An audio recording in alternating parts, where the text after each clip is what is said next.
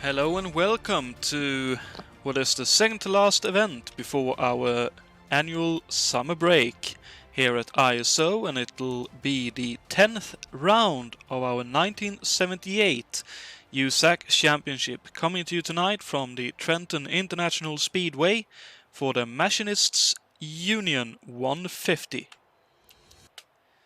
And it is a track that we've visited before, obviously, but it's going to be one heck of a race once again. It always kicks up some really good fun and some really interesting action. And the qualifying runs is currently taking place in the background, but we shall have a quick look at the track before. For those of you who were here watching or driving in the event earlier this year, you will recognize the Trenton International Speedway, a 1.5 mile kidney bean oval, so called because of the dogleg right-hander that is located on the back straight, which they were more or less forced to implement and build when they wanted to extend the track from a 1 mile to a 1.5 mile oval. And our drivers tonight will be driving a total of 100 laps, which will equal 150 miles, plus obviously one parade lap.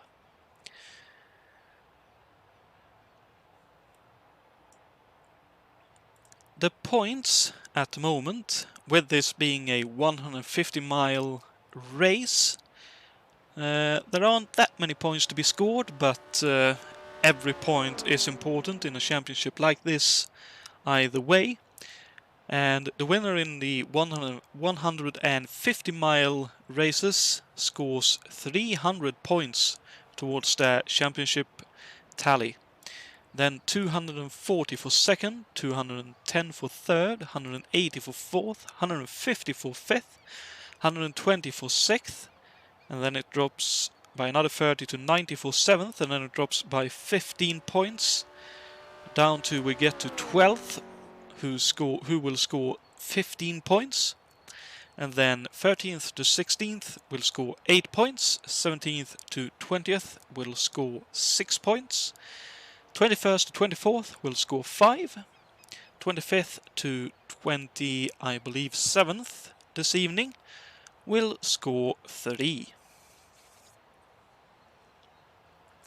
And the championship itself is a little bit more spread out after the Sheffer 500 last time out at the tricky triangle. And David Yates now holds a 300-point lead in the championship, ahead of the Penske duo of Jason White and Adam Hackman, both of them enjoying some very good 500-mile races and a couple of other races too, of course, to lie second and third respectively in the championship. Brian Yannick, with his one-off drives in mainly Old Eagle chassis cars, lies fourth in the championship, and fifth in the championship, our previous leader, a few rounds back at least I believe, Cesar Shlapinski, one of our winners in the 500-mile races, lines up fifth in the championship.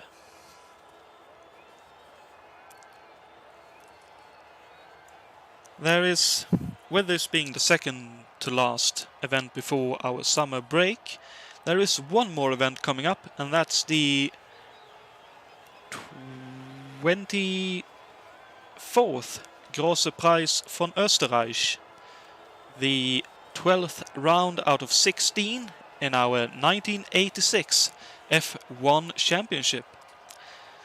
A championship that still sees a full grid in every race, which is grand to see, and the Österreichring is sure to throw up some very good and interesting racing, and possibly a few spills as well.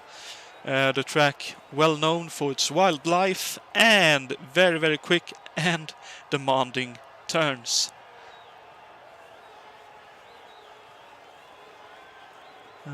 And let's just remind you all as well of the 150-mile race fuel limit, where the drivers will be allotted 2 full tanks. That means a full tank to start with and then 1 fill-up of fuel for the race. 302 liters or 80 gallons. And drivers violating that limit will be disqualified post-race. And as KO alludes to, we obviously had I believe it will have been in 2001 or 2002 maybe, Juan Pablo Montoya coming over from America driving for the Williams team.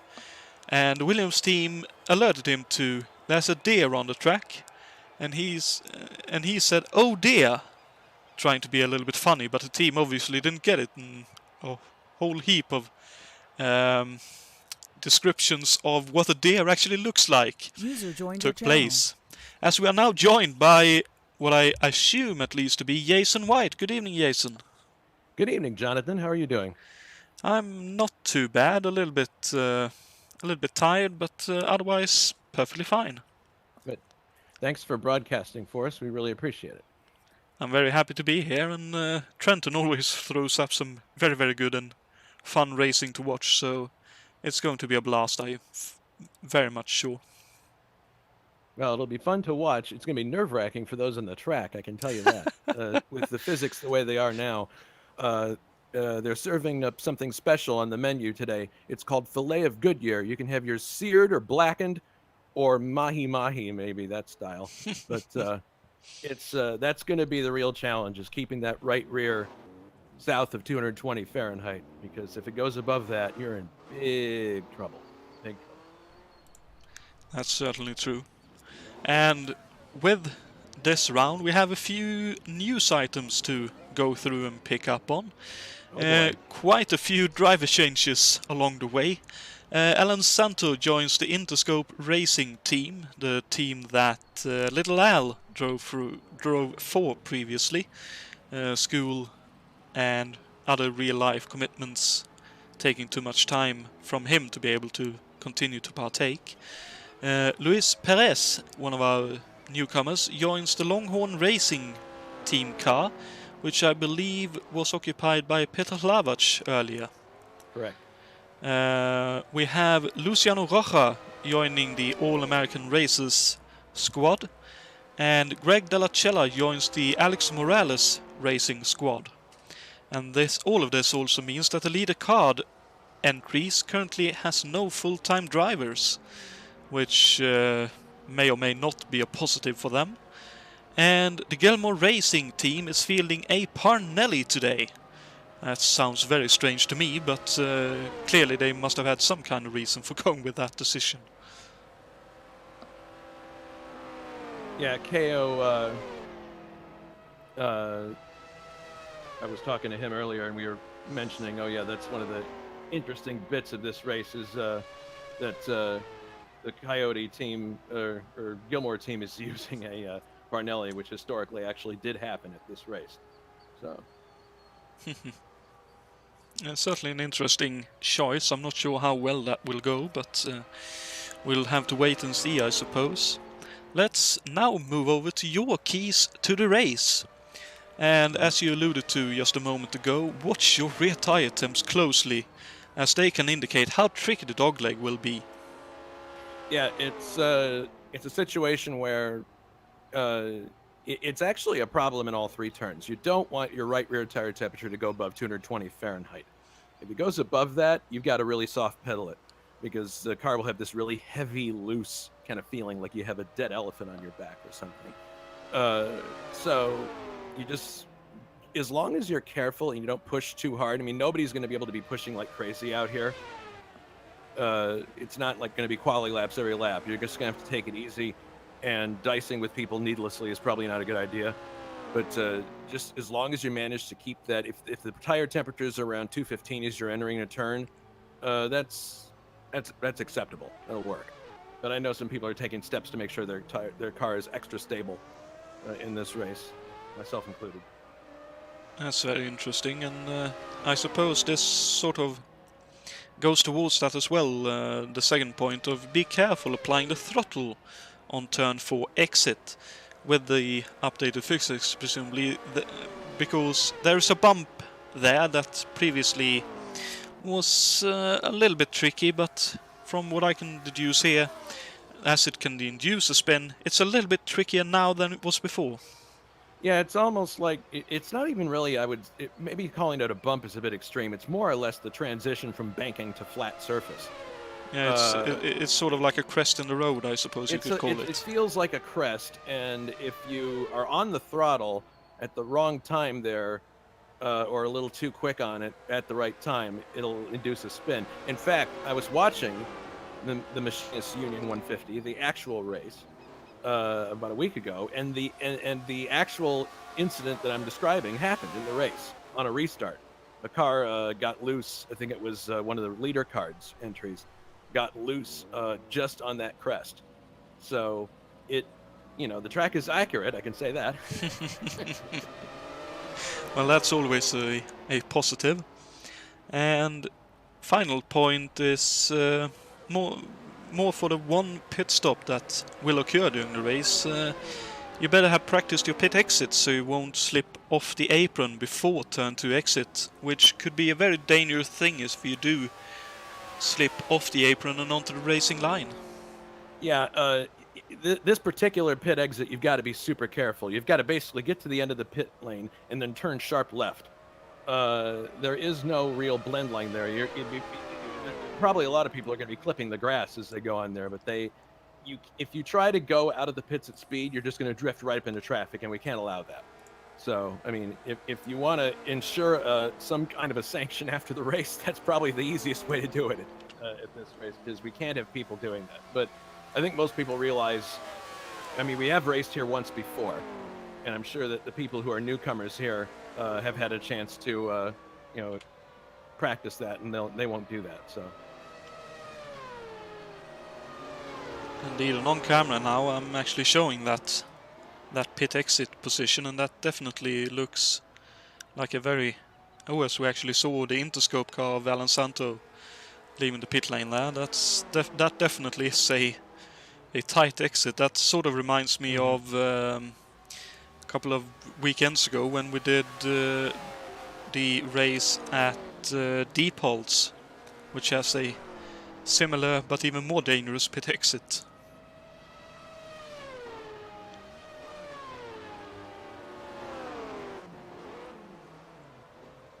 I see currently actually fastest in this warm-up session, August Watering. Well, he's a guy who's very experienced on ovals, Indiana boy, so that doesn't surprise me. I think him, Jakes, and Mikey, who won the race here earlier that we had, they're going to have probably a good race. I mean, Mikey won the race last time we were here convincingly. Physics have changed a bit since then, but we'll see how he does. Well, I assume there's still a bit of a better situation for you if you indeed are driving a Offenhauser-based engine compared to the Corsa. I think it's easier to get on the throttle with an Offie here. The mid-range power is a lot better. With a Cosworth, the problem is making sure the engine doesn't bog down, especially in turn 1 and 2. Because if it does, and the turbo kicks at the wrong time. Yeah, for sure. I noticed there Cesare Slapinski is running a slightly different livery as well on that car. Well, that's the Parnelli that he's running. That's the new car that they've parked his Coyote for this race. His teammate Bruno is still running a Coyote, but Cesarius for this race gets to run a Parnelli, same equipment as Alan Santo, actually. Let's see, I'm just trying to go through and see if we can find the... There we have Greg Della Cella in his new ride, the number 78 Alex Morales Racing entry. Yep. Hopefully he will feel a bit more at home and a bit more at ease driving that machine compared to what he had before. Another big move was Luciano Rocha going to All-American Racers, Teddy Yip's team, the Arco Graphite Eagle. Indeed, and talking about the leader card races that doesn't have any full-time drivers, one of their drivers tonight is Francisco Amaral, who I believe is Brazilian. Yes, he made his debut in the F1 race last week, I believe. Oh, he did indeed. Yeah. And so now he's I've been told that he races stock cars in iRacing, so that would explain his pace here. Oh, quite. Well, it's good to know that it's to some extent translates over to pace in other kind of oval races as well.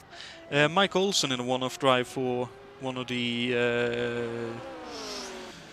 Grand Agashanian racing cars, I believe that is, if I'm not entirely mistaken. Yep. Oh, as he has a spin in the dogleg, that definitely proves how difficult that turn can be. Deary me. Keomi Keels in one of the, what I believe is a one-off drive for number 24 leader card races. Yes, that's a one-off for him. We also have Pablo Parucci. Indeed. Who is driving in place of Jason Fitch in the AMC team. Quite so. I hope he has a good event, because I really like that engine. I know you do. Alright, I gotta go because we're 30 seconds from starting, but Penske lock out of the front row. Oh, that's interesting. Roger keeps telling us effort equals results. We'll see if we can do that. Catch you later. Cheers, best of luck.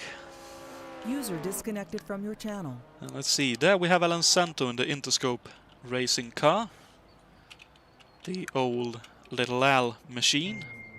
There we have Luciano Rocha in the number 48 All-American Races, the car vacated by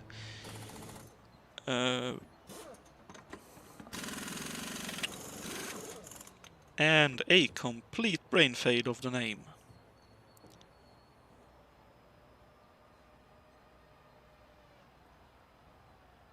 Big Al. Let's see, Simon Wattman is back in a, what I think is a third... No, sorry, that's the Machinist Union McLaren, obviously.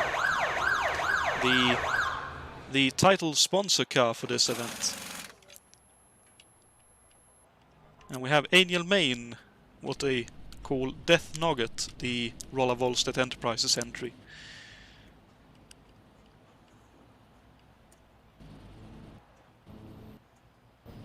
Oh, and that was, yeah, that was Rocha. As I'm just double checking that we got all the different driver changes we did. Okay, so on pole actually will be Adam Hackman. A very good effort from him there, and obviously from the Penske team, as Jason White, as he mentioned, lines up second on the grid for a Penske front row lockout. David Yates lines up third for Pat Patrick Racing, with Mikey Grems fourth for Tibben Gelhausen, continuing his strong run in that old Eagle. Cesar Slapinski in the Gilmore Racing team. Panelli lines up fifth, with Jacob Ferguson in sixth for Pat Patrick Racing. Brian Yannick seventh for Finley Vatis Enterprises, and Alan Santo eighth for Interscope Racing. Luciano Rocha 9th, with Ray Riddall rounding out the top 10, with Greg Dallacella up into 11th in qualifying. That's a very good effort for him. Jos Bouchard in 12th, with Juha Bors in 13th, Saber 14th, Francisco Amaral in 15th, August Watering 16th, Simon Wattman 17th, with Brun Chacon 18th, Jason Whitehead 19th for Hoffman Auto Racing, Mike Olson 20th, with Pablo Parucci 21st, and Keomi Keels, by the looks of things, rounding out the grid in 22nd. No, actually, Angel May rounds out the grid in 23rd. As we are just waiting for the cars to come around and start the race by receiving the green flag.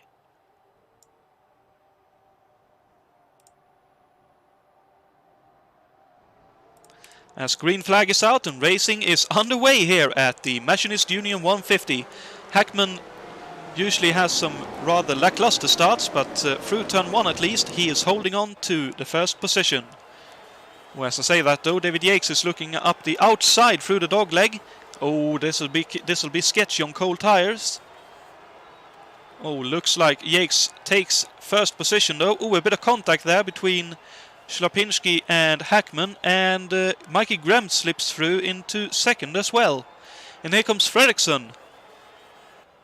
Not quite able to do anything, but oh, look at that Parnelli go down the straight. That was flying down there, and up to third goes Schlapinski. Oh, Greg de la Cella is already out. Oh no! Whatever happened here? Oh dear. Oh no. Looks like, oh, a bit of understeer, a bit of contact, and then contact with the wall, and across the wall he goes. Dear me, that was not very good indeed. As Yates holds on to the lead after 2 laps. Grem's in second, Schlapinski third, Fredriksson out to fourth, Hackman down to fifth. Yannick in sixth, with Bouchard looking up the inside for sixth place now. He's currently in seventh. Let's see what happens here. I believe the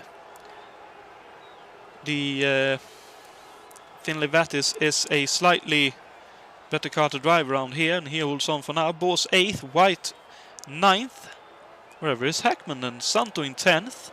Watering in 11th, Rocha 12th, Ridol 13th, Amaral 14th, White at 15th, Saber 16th, Batman 17th, Chacon 18th, Farucci 19th, Olsen 20th, Michiels then first in May 22nd. Did I miss Hackman? Oh, he was 5th. My apologies, I missed him while going down the order. Looks like most guys more or less held on to their position or thereabout. But I noticed August Watering has gone from 16th up to what I think was 11th already. Let's actually jump on board with him for a moment and look at what he's seeing from his current position.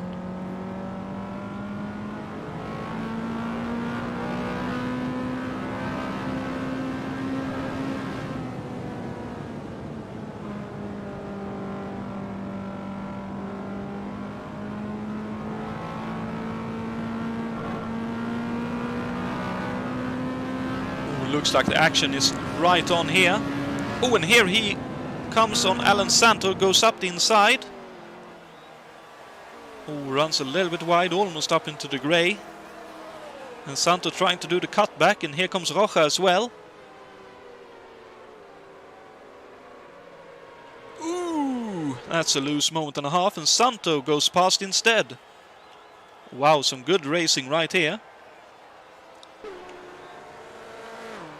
As they all come out of turn 4. As Schlapinski does the fastest lap of the race, so he has some pace here. And that is quite impressive in that Parnelli. On side by side here is Bors and Bouchard once again. Ooh, and going around outside in the dogleg is Bors. And Jason White now under attack by both what I think is Santo and Watering.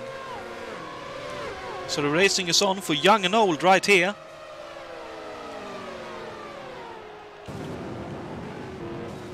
Let's jump on board with Bouchard for a moment and look back at the action as it's unfolding.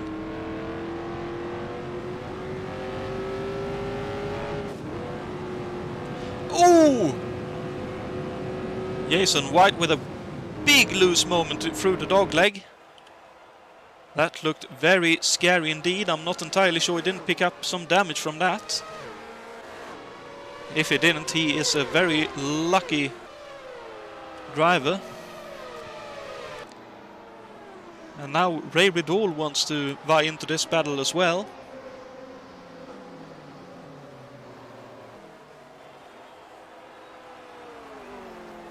As Rocha goes up the inside through the dogleg on Watering.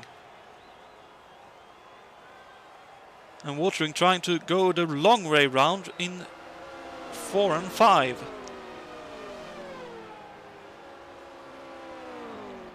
Ooh, not quite able to do it, but look at that crest in the road, really upsetting the cars as they are trying to squeeze on the power. You see up ahead, Schlapinski has indeed gotten past Grems, who has a big moment going through the dogleg, almost loses the car. And half a second the difference between the what looks like pretty much the top. Oh, it's actually a bit more between the others, but about half a second between Yates and Schlapinski in the fight for the lead at the moment.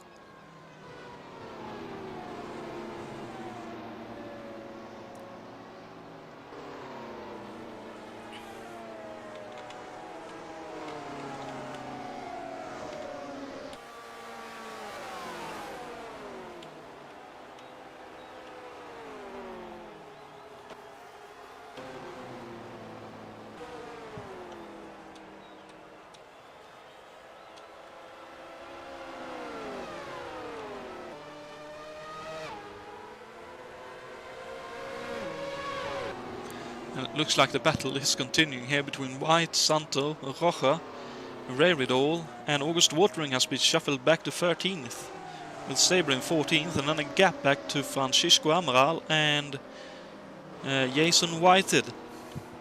Then we have Wattman in the Machinists Union McLaren, followed by Bruno Chacon in the second Gilmore Racing team entry. Mark Olson currently running 19th, with Michiels in 20th. In May 21st, and Pablo Parucci, the first car now being lapped in that Warner Hodgson Racing AMC powered entry.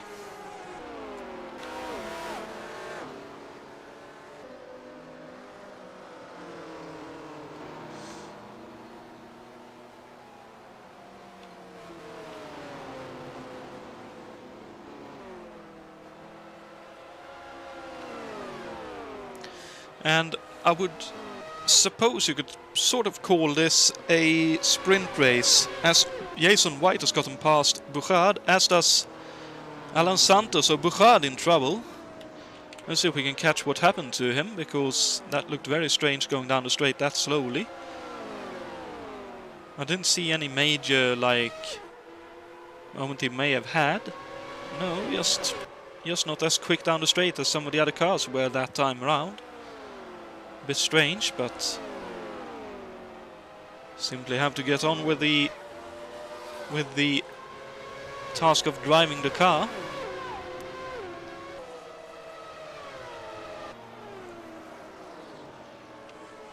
Oh, and there's contact between Bouchard and Rocha, as Rocha sneaked up the inside of Bouchard going into turn 1, and Bouchard may not quite have seen him or didn't know quite how close they both were.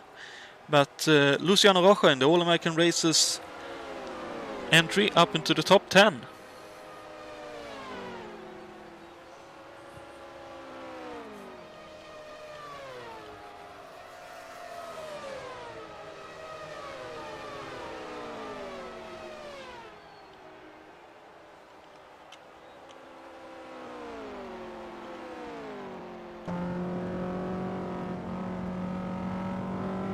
Let's jump on board with David Sabre in the Works Team McLaren entry.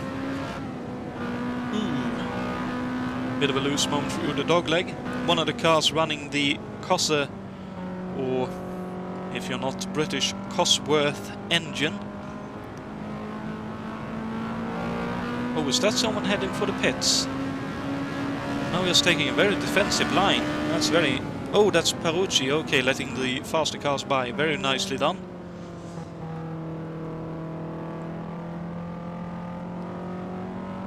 And again taking the left side of the road, wanting to let the faster cars by. Nicely done. And Schlapinski with another faster slap, currently still sitting in second place though. 33.3, that is a blistering pace.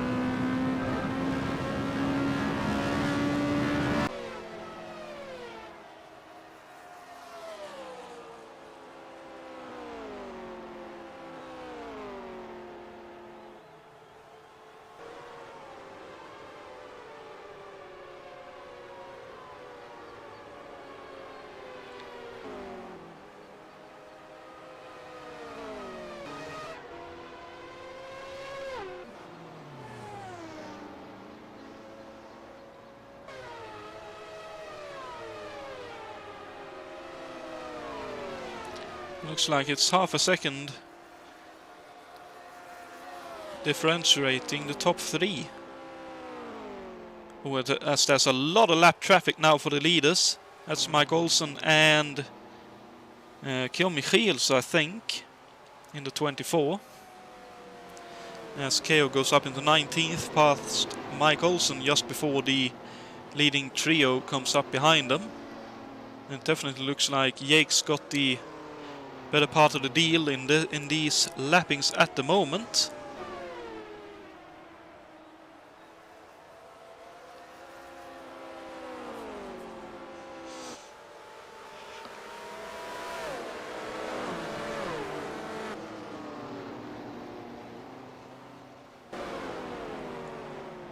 Was all of them, I thought all of them, that's actually Michiels rather than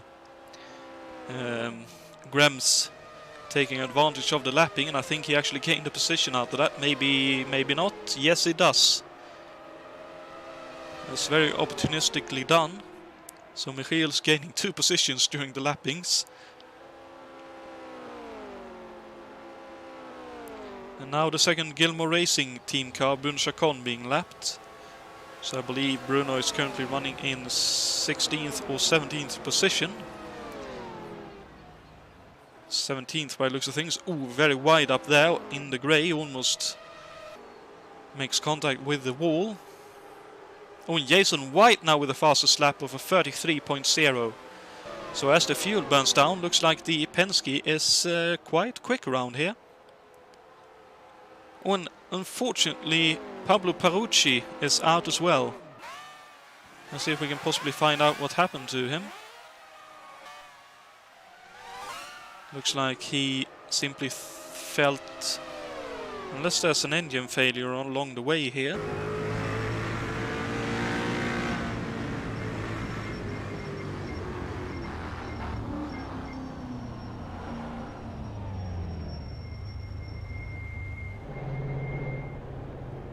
I think that's a sporting, I don't feel I'm fast enough, I might be a danger to others and I'll simply park it kind of deal.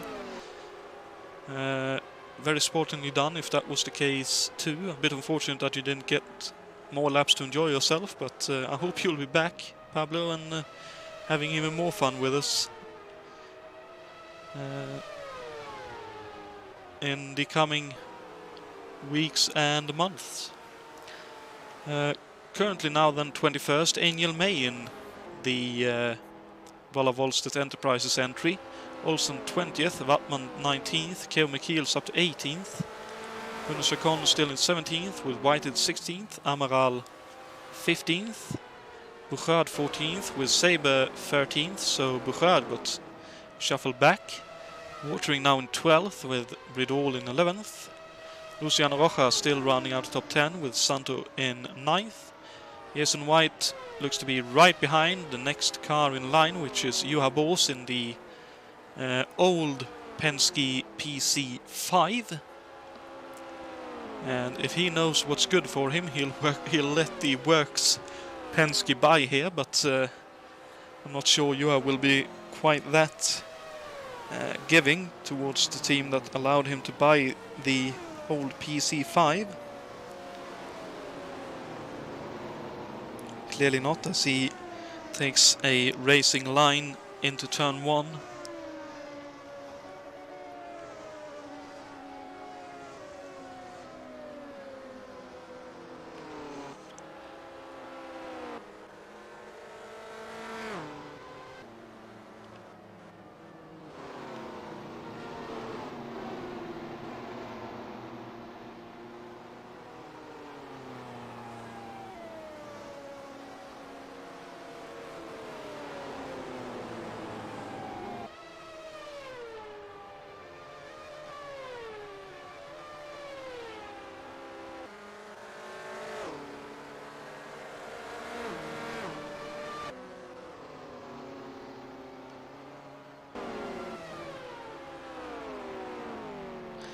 And it does look like, at least with the lappings going on, that Yates is able to keep the distance to Schlapinski, even though it's fluctuating a little bit with different lap timings.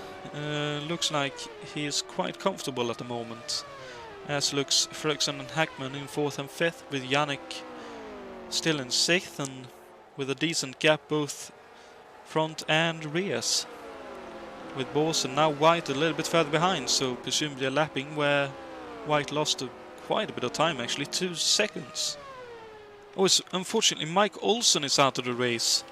And Keo Michiels. Oh dear, I sincerely hope there wasn't contact between the two. Oh dear, looks like it may very well have been. Let's see.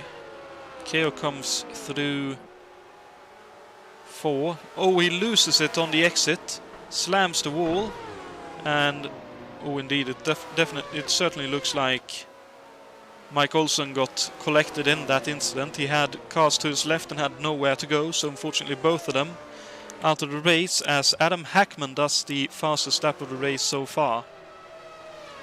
So Hackman also picking up the pace in the other Penske.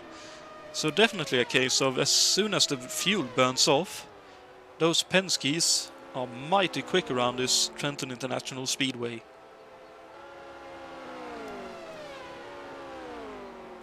Was Jason White there in the 69 with a very, very loose moment out towards the wall out of the final turn.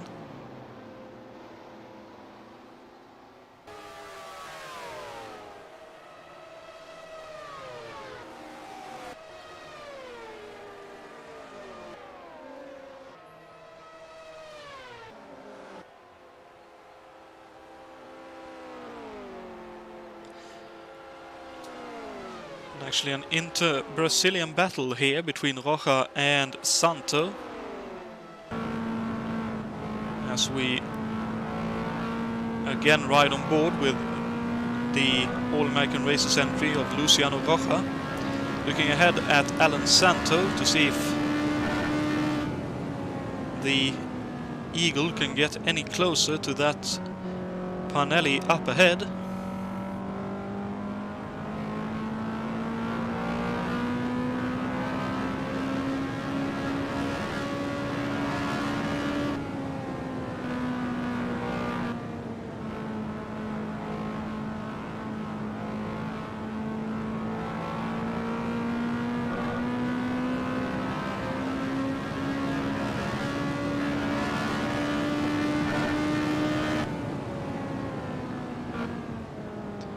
Looks like the Parnelli is a lot quicker down the straight, but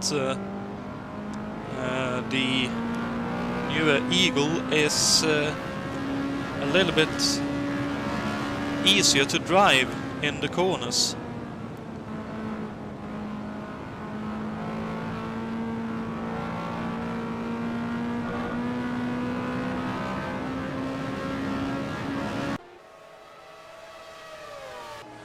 As we can see the Parnelli pulling away down the straight, but as soon as they get to turn 1, Rocha regains a bit of the difference that's been made up on the straight.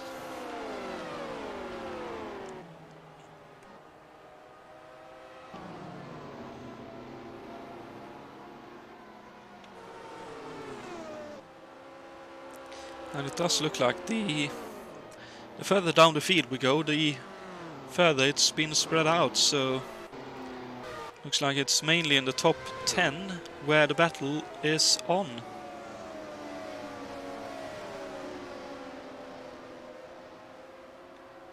Or possibly just outside as well, with Santo and Rocha battling, and I noticed that not too incredibly far behind was Ray Ridall a moment ago, but looks like there is a bit of fluctuation here, but now Rocha really close to Santo on the exit, but again down the straight. Look at that Parnelli go.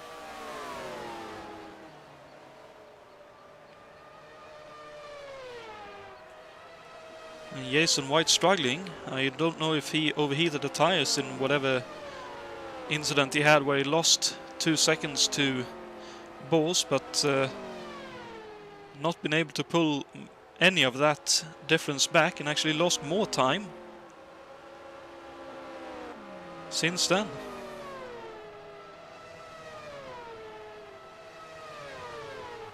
Oh, as now he sets the fastest lap of the race though at a 32.9. Clearly feeling a little bit agitated with the time he has lost.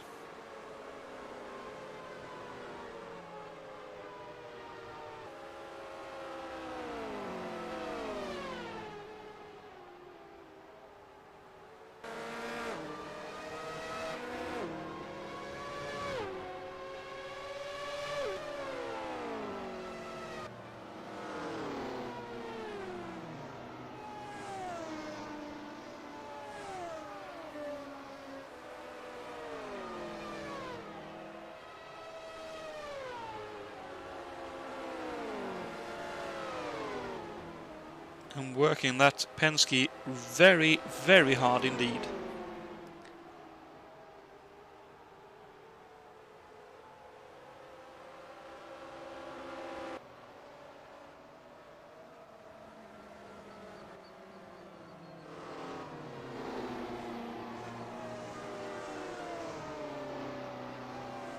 And now definitely closing in on Juha Boos once again, pulled a second in the last 2 laps, so there's no arguing that there's a lot of pace in those Penskes, but extracting it is definitely looking like a difficult thing to accomplish.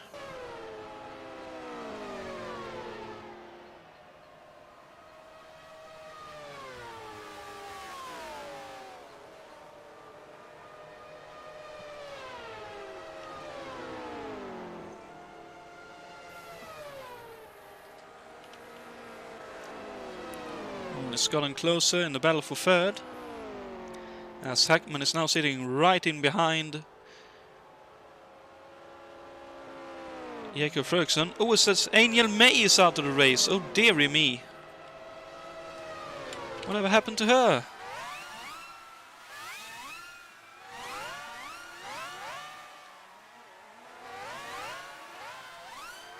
Oh dear, looks like a spin off onto the inside of the track.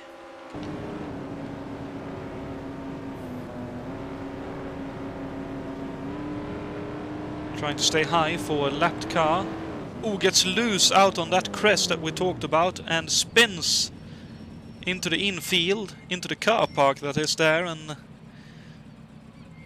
I suppose in a that would have been the end of the race kind of feeling if it were real life.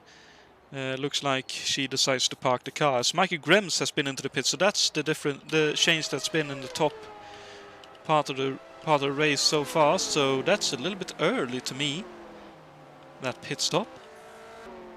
But he may know something we don't. I suppose we'll simply have to wait and see. As August Watering, currently running in the top 10, is being lapped by the leader of the race. That's how quick the pace at the top of the race, top of the field is right now. And look at that, at a short track. I think Mikey was running in third, down to 18th with a stop on the green flag. As there was a wing laying over there, as Adam Hackman does another fastest lap, now running third. I wonder what wing that will have been. Was that... Oh, that's Juha Boos, I think, who's into the pits. Yep, he has had a bit of a moment. So we're starting to reach the time in the race where drivers looks to have a bit of concentration issues possibly. Oh, was a bit too eager on the throttle, I think, and spins around, and quite a hard collision with the outside barrier. So that will likely be a long pit stop to try and repair that Penske PC5 chassis. As Whiter than Francisco Amaral looks to be having a bit of a battle here. As Whiter looks up the inside, Amaral decides to stay wide and not fight for the position too hard by the looks of things. As Hackman sets another fastest lap, a 32.555. Wow! Definitely making use of that lower fuel level in the car, as he has this placed Ferguson for third and trying to chase after the leading duo.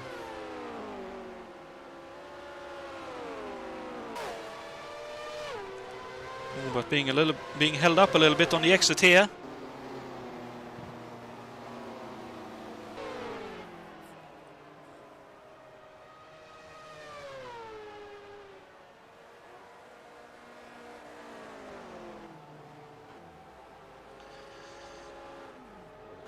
But the Penske's definitely working well on a low fuel tank level. But obviously the problem is they will need to take on another full tank of fuel. Whereas Fredriksson third place preliminarily.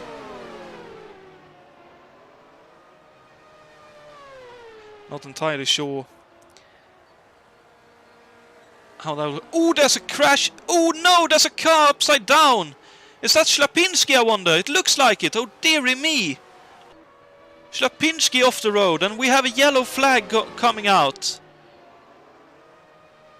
Oh, there's a car... Oh, it's actually Schlapinski spun. Oh, in response to someone else. Oh, and August Watering spins onto the infield as well in avoidance. Let's see if we can find out what car had spun. Oh, I'm not sure. Well, that looked very strange indeed, but that's heavy contact with a car that had spun. And all the other cars being contacted as well. So Schlapinski is out, and it looks like Alan Santo is out. As the yellow is obviously out for this very unfortunate incident. Let's see if it was Alan who had spun very quickly here.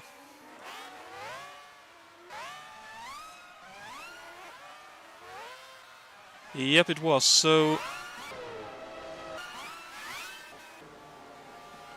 loose moment up high and into the wall, and all she wrote, unfortunately. So Santo and Schlapinski out, and everyone, by the looks of things, deciding to head for the pit stop and pit lane. And talk about a lucky escape for August Watering. Able to spin it onto the infield, and from the looks of things, no major damage to his car.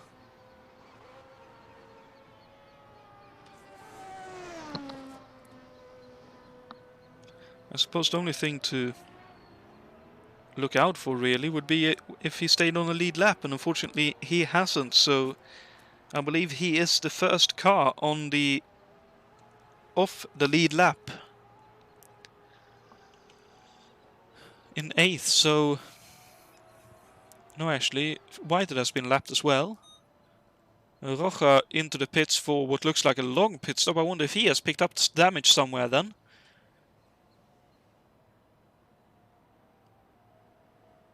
Because that is looking like a very long pit stop. It looks like we might and may only have 5 cars on a lead lap. As everyone heads into the pit lane once again, Mikey Graham's one of them, unfortunately caught out by this yellow, a lap, actually 2 laps down to the leader, as Luciano Rocha now leaves one, I believe at least 1 lap down to the leader. Ferguson coming out, as is Chacon. There goes Yannick, still in 5th. Graham's 15th. Whitehead in 10th.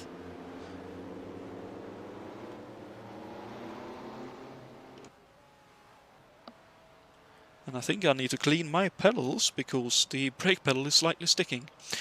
That's why the camera occasionally continues to zoom out when I don't call it to do so. Just so you know, in case it ever happens. So Yakes currently in 1st, with what looks like Wattman heading for the pit lane.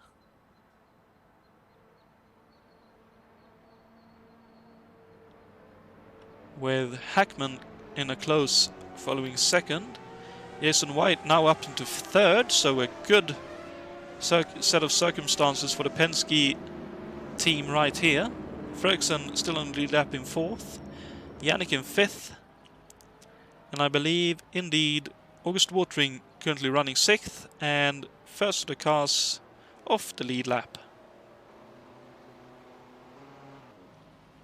With Saber 7th, Ray Riddle in 8th, Luciano Roja in 9th, Jason White in 10th, Bouchard 11th, Francisco Amaral in 12th, Chacon in 13th, Grems 14th, Wattman in 15th, Johabos 16th, and I believe he is the final car running, as it looks like the safety car is, or pace car is heading in this lap. It is indeed.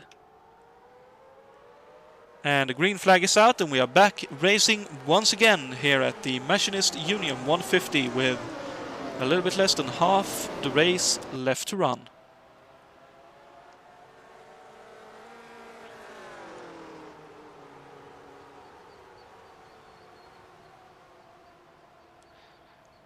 And as always with American racing, yellows breed yellows, so let's hope for no major issues right here, but it's good to see that the Ross Pollock Racing was able to repair the Penske of Bose to at least a decently working capacity.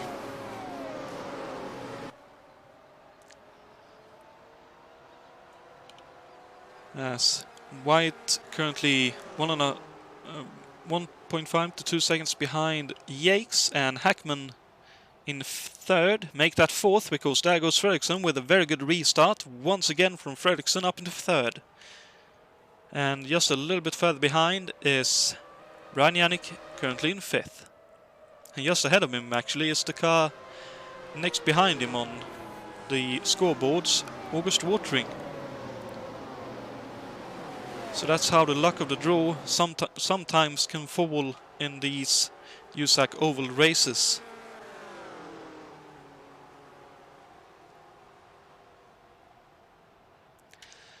But as there is likely to be a bit of calmness right here, right now, let's have a quick look at the trivia question for you this evening. So you have something to ponder for the remaining 45 laps, I believe it'll 45 laps, I believe it'll be. Who won both legs of the Trenton Twin Indy held on June 10th, 1979? Was it A, Bobby Unser? Was it B, his brother Al Unser? Or was it C, Johnny Rutherford? The answer you will have at the end of the race. But now, back to the action.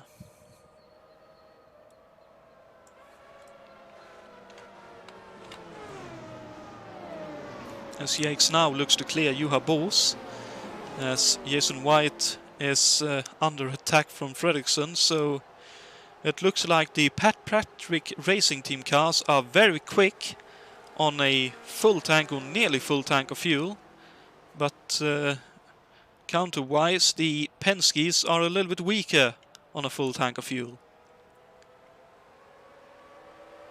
As we can also see here, Brian Yannick closing up, and it looks like Sabre is now up into 6th. As Ray Riddle is in 7th, Roja in 8th, and Watering has been shuffled back down to 9th.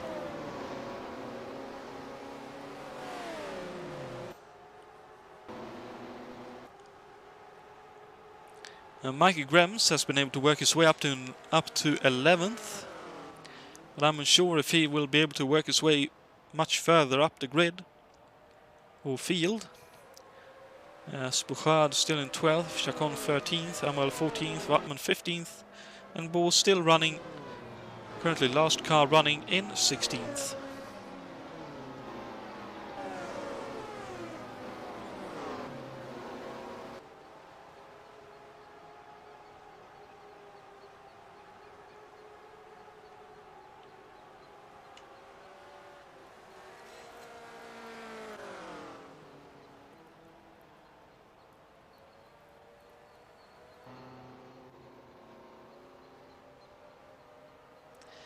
It's definitely a case of the Pat Patrick Racing Team cars being a lot quicker than the Penske's on a full tank, but it'll be interesting to see which will come better at the end. The gap that the boys over at Pat Patrick in the form of Yakes and Fredriksson has been able to pull, or the extra speed that the Penske boys of White and Hackman will have later on during the second stint. And obviously as well, if there is a yellow closer to the end of the race, say after 80 laps or so, I wonder what will happen then. That'll be very, very interesting to see and follow.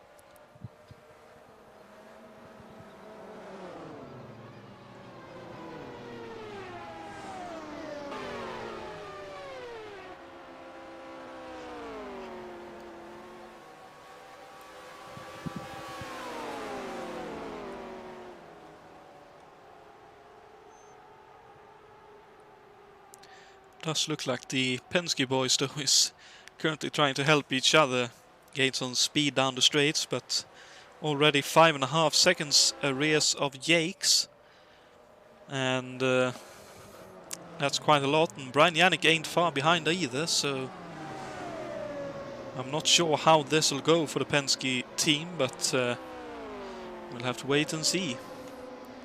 Battle in the meantime looks to be quite heated here, because Ray Riddle ain't far behind Luciano Rocha, and Rocha is right up beneath the rear wing of David Saber, so good to see all three of them having a good scrap here.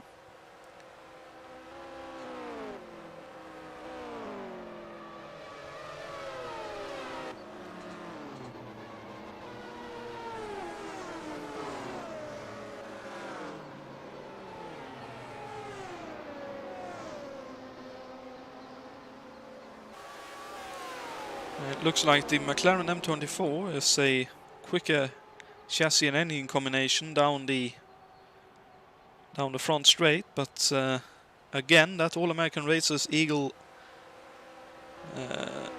78, I think, is the model number for that Eagle, is definitely handling the tight confines of the turns on this Trenton International Speedway very well indeed, and Luciano looks to be feeling quite at home with it as well, as he is looking up the inside in the dogleg on David Saber. That is very brave indeed. Oh, and now Rocha trying to run around outside of David Saber with a bit of a pick on a lapped car. But it looks like Saber will have the upper hand here, and looks like now August Watering wants a bit of the action as well.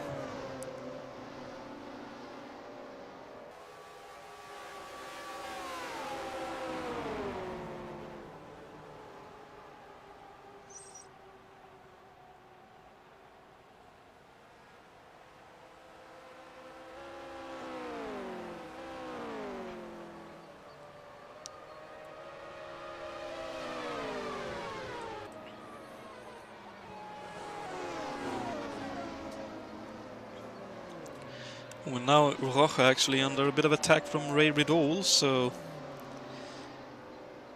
definitely a bit of fluctuation in the pace and gaps between the cars. As now Rocha once again attacking Saber, so I wonder if it's a question of tire temperatures. Oh, look at that! Rocha around the outside! And he takes the position. What a fantastic move! Let's jump on board with the onboard camera here with Luciano Rocha and the All-American Racers once again, and look at this move from his point of view.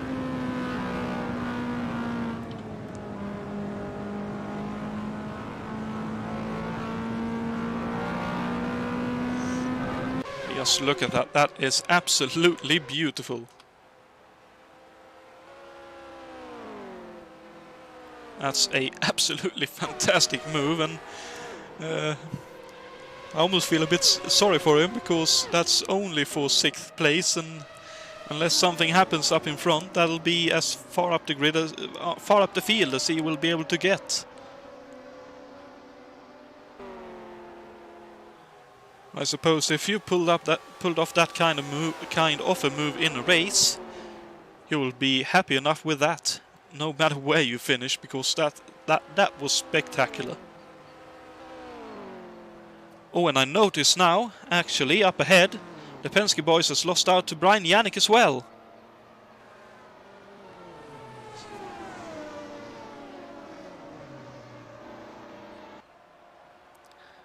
So Hackman and White definitely not enjoying driving their machines on a bigger amount of fuel.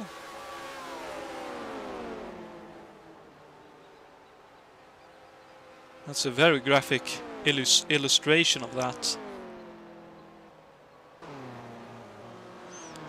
When it looks like Hackman wants to get on with things, as he's looking up the inside of White, and White lets him go. Well, sort of let him go, does the cut back and goes up the inside once again, but Hackman with the inside going towards the dogleg, I think they will decide that, okay, you take the lead here now, Adam, and see what you can do.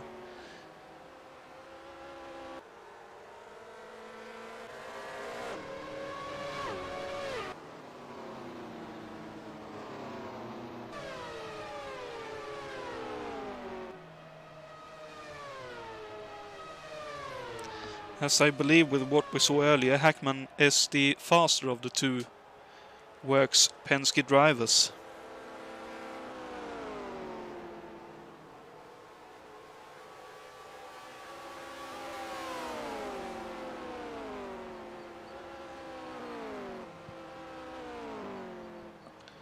And he is already catching up to Yannick and gapping White at a searing rate. And it looks like Rocha has gapped Ridol and Saber as well, and Ridol has gotten past Saber, but Watering has dropped back once again. So now let's actually take a moment and see if Hackman can do anything. 10 seconds behind the leader Yakes, so with 25 odd laps to go at the end of this lap, he definitely needs to find some extra speed.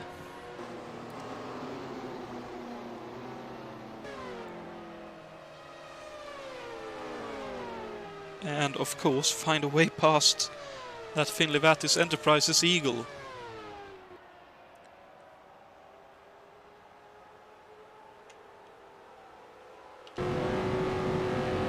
As we now jump on board with that Finlevatis Enterprises, looking back over the rear wing at Adam Hackman in behind.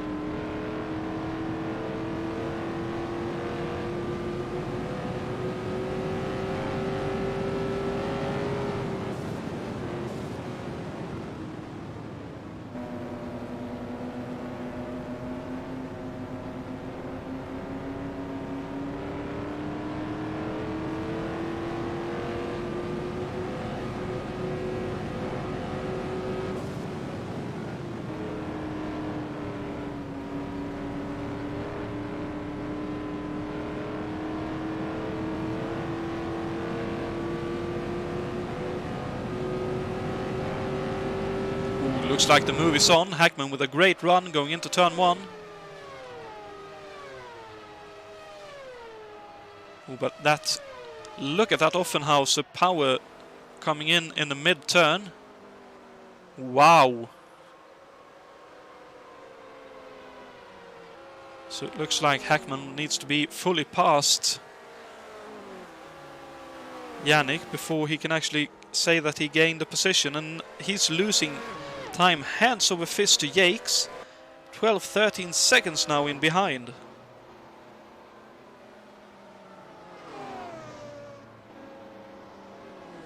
But obviously Yannick is trying to fight for a championship as well. He's in 4th at the moment in the overall championship.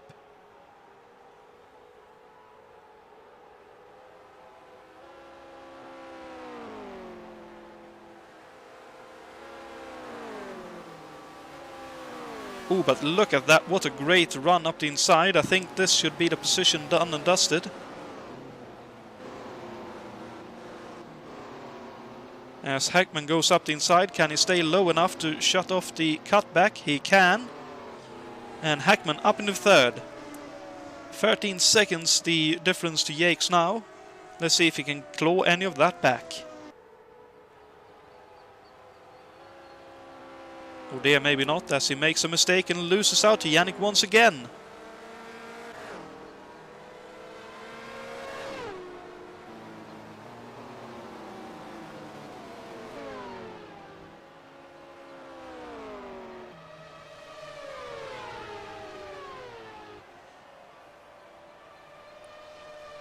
What a great scrap this, as I notice Watering has gotten past Sabre.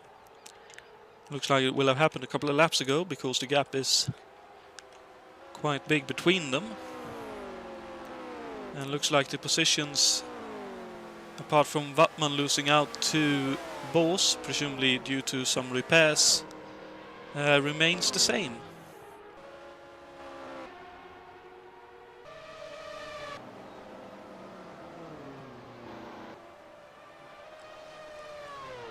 Hackman still can't get past that Old Eagle Offenhauser combination.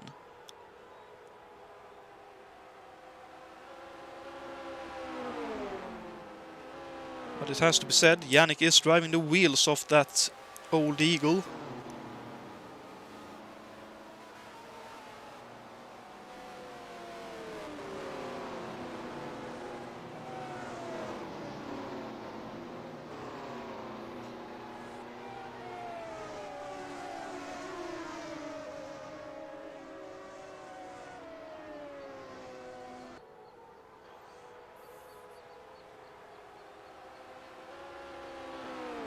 And I wonder how much of this that Hackman can't get past is due to the tire temperature, because he is running in the dirty air behind Yannick. So could it be that he's using up the tires more than he would like, and that's heating up the tires more, and he has to therefore be more careful? Because on pure pace, I'm fairly sure the Penske should be quicker than the Old Eagle, but Brian is driving that car very, very, very well indeed.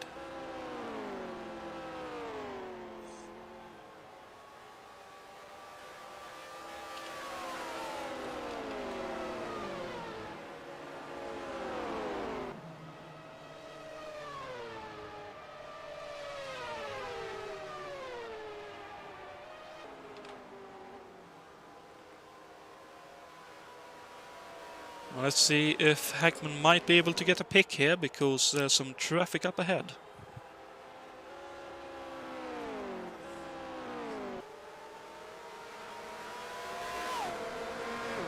Ooh, but Hackman right in behind him now. This could be his opportunity.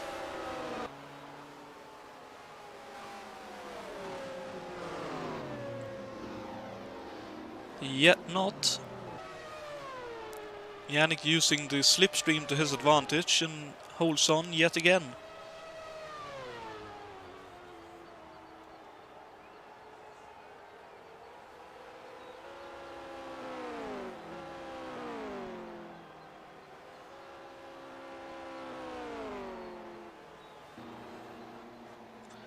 But Hackman now with another run.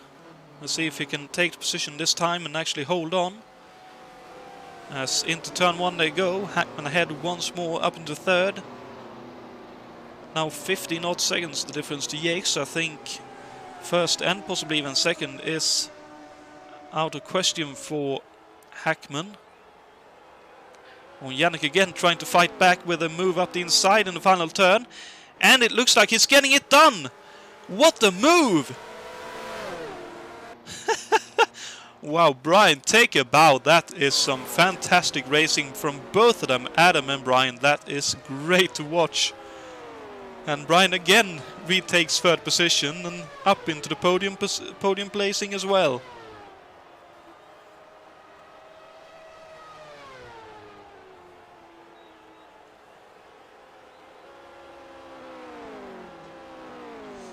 And I'm fairly sure Alaman is a bit confounded with...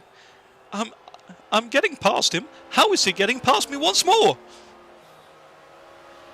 Because I know at least I would be very frustrated having passed someone twice, maybe 3 times. And within a lap and a half, they've retaken the position once again.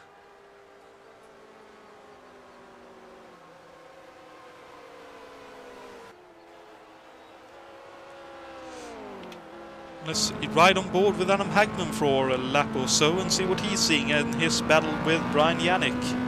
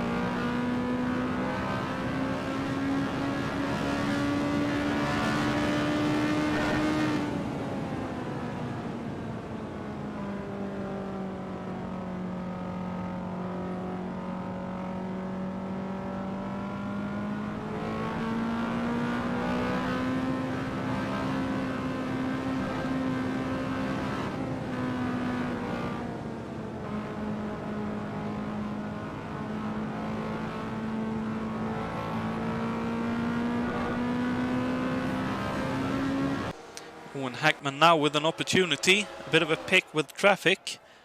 As I was going to say, we can clearly hear the difference in the engines, and also apologies to anyone further down the grid, but this battle for the final podium position is very interesting indeed, and I also notice now with the timing that battle for the lead could be on.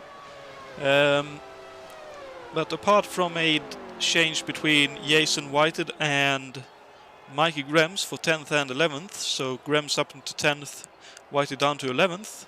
There doesn't seem to have been any position changes further down the grid in these laps. Let's just have a quick look actually. How big is the difference between the Pat Patrick Racing Team drivers? About half a turn, okay. And it looks like now Hackman has been able to put just a tad bit of a gap on Yannick. So unless he makes a mistake, he should be able to now hold on to that position. Ooh, as that's, I believe, the Ross Pollock car of Juha Bors without a rear wing. And I am indeed correct. Let's see what happened to him. Looks like a turn 1 incident once again.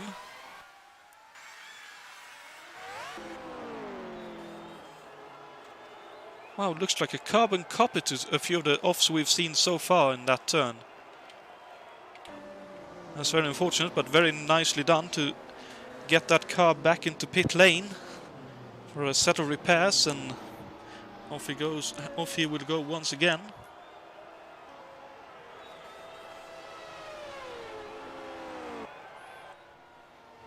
Yep, Hackman definitely able to gap Hackman now.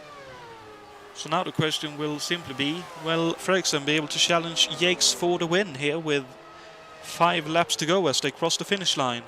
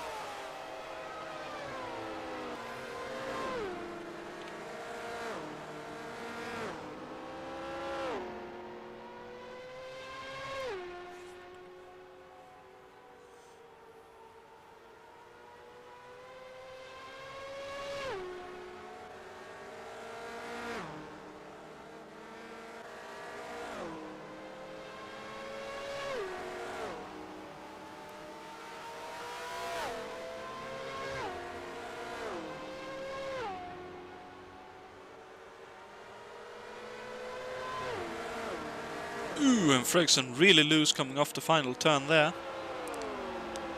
in his attempt to try and catch Yakes.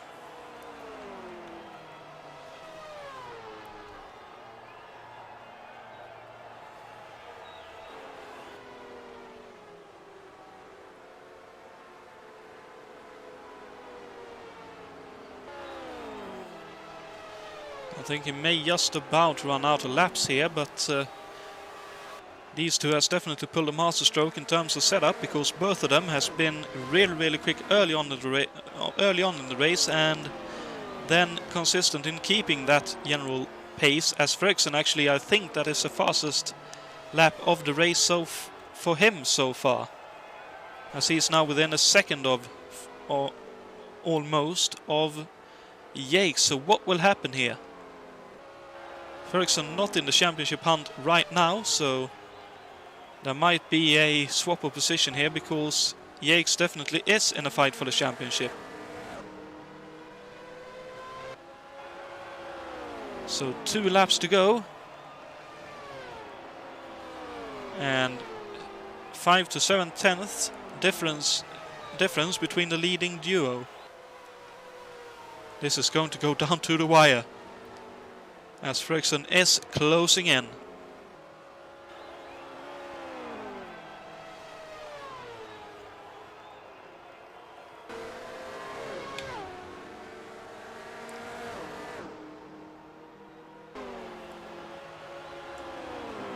So on to the final lap they go. Yakes ahead of Fredriksson, teammate on teammate.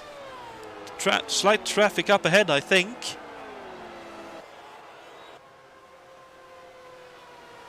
It looks like they are just about far ahead enough to not play a part in this. It looks like Yakes will just about be able to hold on to the lead here and take another win in this USAC 1978 championship, although it's getting mighty close. But David Yakes wins here the Machinist Union 150, a great race from both of them, and Fredriksson running up behind him, sort of feeling like he's sort of saying, I got close, not quite close enough, but I got close. As Adam Hackman finishes third, with Brian Yannick in fourth. Looks like Jason White will finish in fifth, as he is about to come across the finish line. Luciano Rocha, with a great first outing for All-American Races, finishes sixth. That's an absolutely awesome drive. Bravid Dahl finishes seventh, with August Watering in eighth. David Saber finishes ninth, a good finish for him, with Mikey Grems in 10th, a bit disappointed with that, I'm sure. Jason Whited in 11th, with Chacon in 12th. Francisco Amaral in 13th, with Jus Bouchard in 14th. Simo Watman 15th, and Juha Bors in the pits in 16th. Nice first drive for Francisco Amaral in the series as well, finishing 13th. That's better than most do on their first outing in this series. And let's see, it looks like Yakes may have actually cut it so close on fuel that he's run out of fuel here. Looks like he's just coasting towards the pit lane. So we won't see any donuts, I don't think, from the Canadian this time out.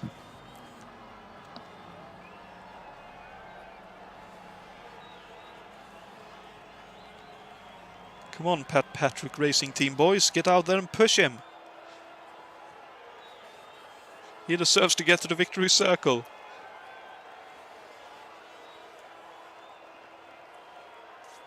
As there he goes. Car stops just before the pit lane, and I think that is all he had to give as such. Really cutting it fine on fuel, but making it work. Let's see, we shall have a quick commercial break, so hang tight, because after these important messages we will have the trivia question and answer to that, and the post-race interviews. But we'll be back in a very short while. Hang tight.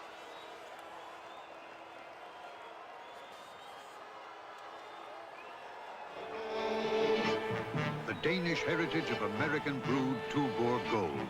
Never go for bronze or silver. Live to make the most of every day. Go for the gold. and taste the triumph of Danish brewing. Tuborg Gold. You make the most of every day. Go for the gold. Tuborg Gold.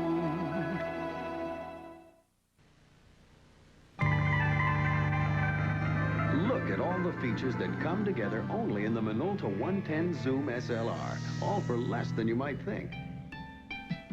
A zoom lens with close-up setting. Snap-in 110 cartridge loading. Through the lens, viewing and focusing. Channel Automatic created. exposure for point, focus, shoot simplicity. Get it all together in the Minolta 110 Zoom SLR.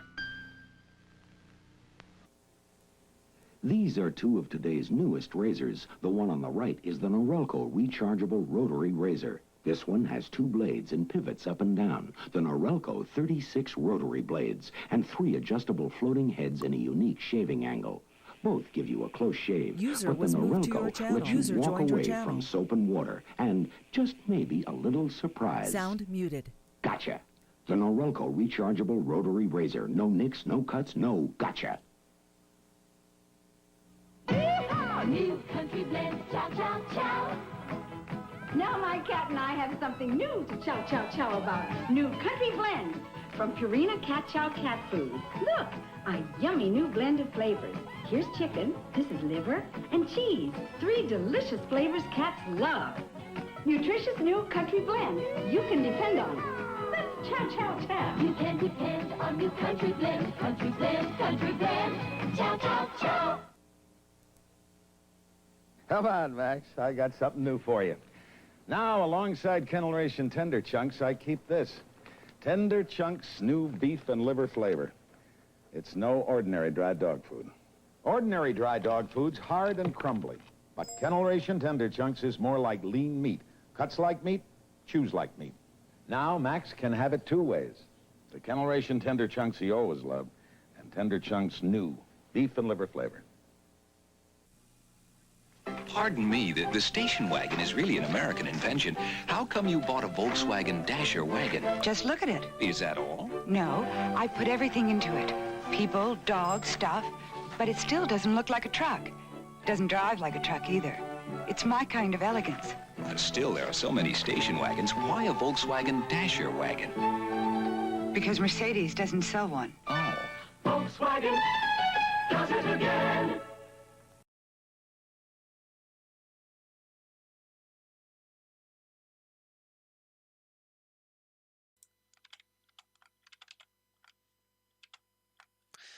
And we are back here for the Sound resumed.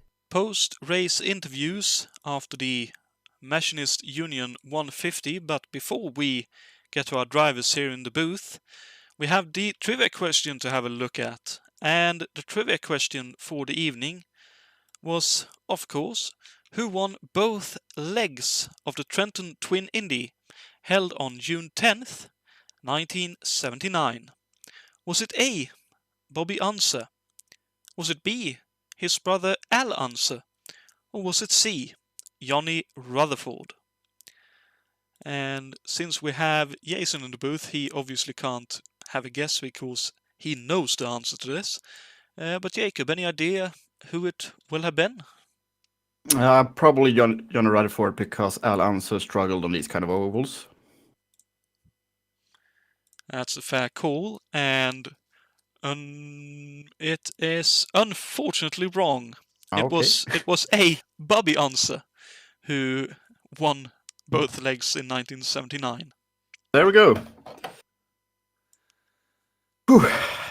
Just catching my breath here a bit. That's perfectly understandable, but I suppose congratulations is in order for 4th place, although maybe slightly disappointed that you didn't quite get close enough to have a go at the win here tonight. 2nd place, I beg your pardon. Well, I had a really good go at the win, actually. This was a race that I came with absolutely no expectations. And David did all the work on the setup. He shared that with me, and it worked beautifully. That's a good thing with sharing a car with David, because whatever works for him usually works for me, and vice versa. And so the race kind of came into my hands with the caution right in the middle. Saved some fuel, stayed out for 2 laps longer. During cautions meant that I had to go through traffic, but the traffic was good to me today, and I could use that extra fuel at the end. And maybe if David didn't have that traffic to draft on the final lap, maybe I could have gotten alongside, but I'm very happy with second place. Firstly, apologies if I said anything else than second place. Obviously, I thought you yes. said fourth, but yeah, no, never mind. Congratulations on second place and a podium thank here. you very much. So you two worked on the car together, or was it just David who got the setup sorted? I arrived at the track. I arrived at the track very late. Used something that we had worked on together before for another circuit. That felt okay. That was just a couple of tenths of what I ended up with. But David sent me his setup, which was easier to drive. So I chose that one. And eventually that was also a key to the race because there were a lot of spins and a lot of people who struggled. I don't think I was sideways or had any kind of mishaps all race long. So I'm very happy with my drive after 2 low points at Milwaukee and Pocono. So I'm very happy to go getting back on form.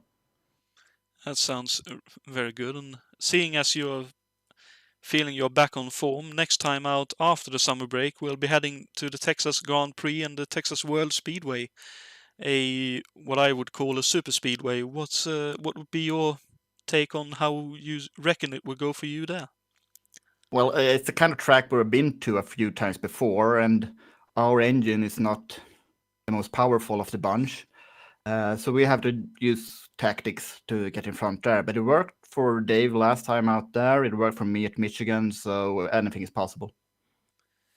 That sounds good, and congratulations once again. Thank you. And we also have Jason White in the booth, who finished, I believe, 5th here tonight. So congratulations on another top 5 finish. Yeah, I feel pretty lucky to have escaped with the top 5 because this was really rough going. Good job, Jakob, on second place.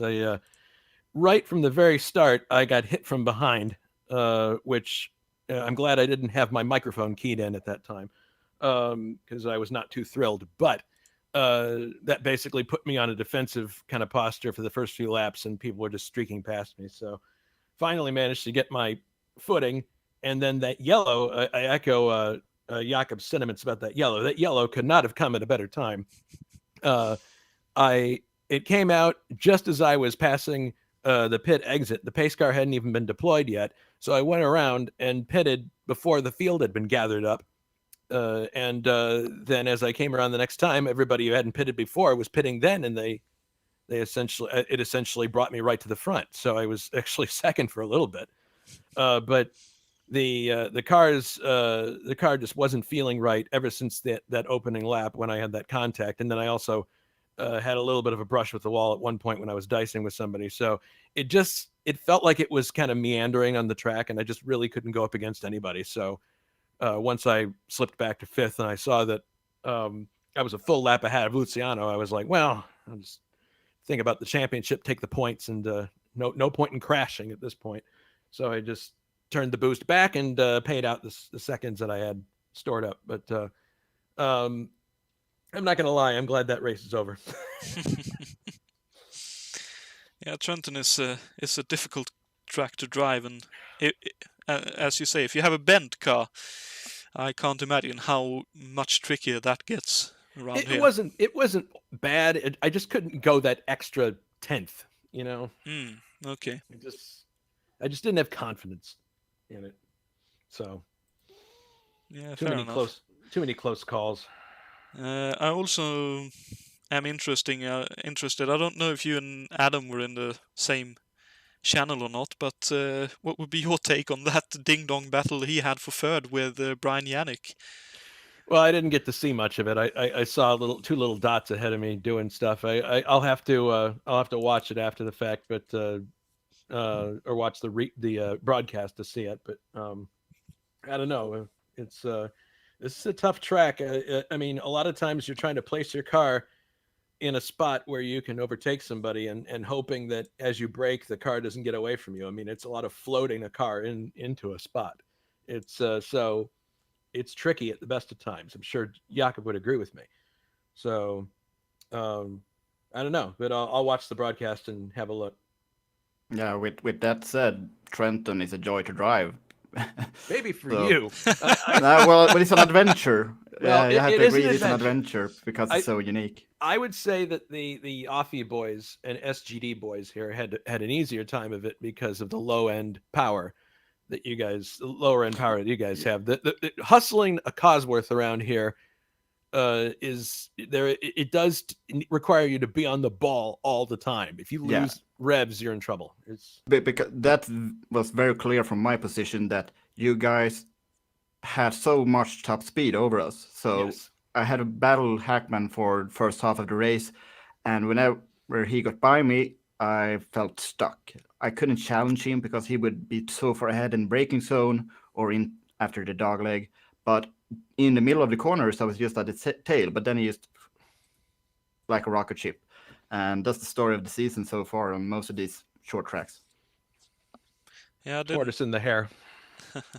I did notice that with the Panelli in the hands of Schlapinski before he had his unfortunate retirement, that Panelli-Foyt combination was a rocket ship down the straights.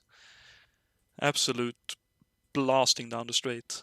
Alan gave me some fits with his black machine, the Interscope car. I managed to outfox him just by using traffic, and I don't know what happened to him after that, but he had me really worried for a few laps.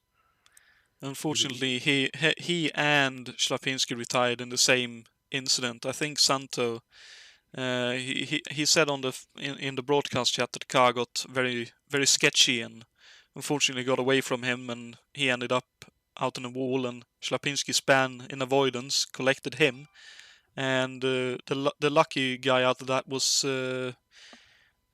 August Watering, who span onto the infield to avoid all the debris and contact, and just about survived it. Well, you know how much I like loose cars, and even the Parnelli is too loose for my tastes. So I can only imagine how lively it was around here. Oh, that's saying quite a bit. Yeah. Final question for you then. Texas World Speedway next time out after the summer break. The Penske, I'd assume, would be quite happy in its chassis and engine combination. User disconnected what about from you your yourself? Yeah, we were second and third there last race we had. The only reason we probably didn't take a 1-2 was because we didn't have a superior pit strategy. I think Jakob alluded to it earlier. David won based on just pit strategy. I think he just outfoxed us.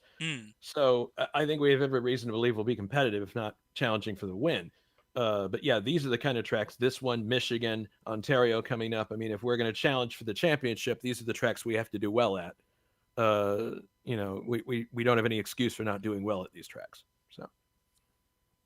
Yeah, fair enough. That sounds like a good call. Yeah, with that, I think we will be capping off the broadcast. Thank you very much to Jakob and Jason for joining us in the booth for the post-race interviews. And no, not at all. Thank you for broadcasting. You're very much welcome. Thank you for allowing me to broadcast at all. Also, thank you to all the participants of this event and to everyone who tuned in and enjoyed themselves during the broadcast. But for now, this is me, Jonatan Acerclinth, Jason White, Jakob Fredriksson, signing off for now, and we'll see you all next week with Jason in the booth for the Grosse Preis von Österreich, which promises to be a ding-dong race as well, so you don't want to miss that one. But until then, have a great week, take care of yourselves, and good night.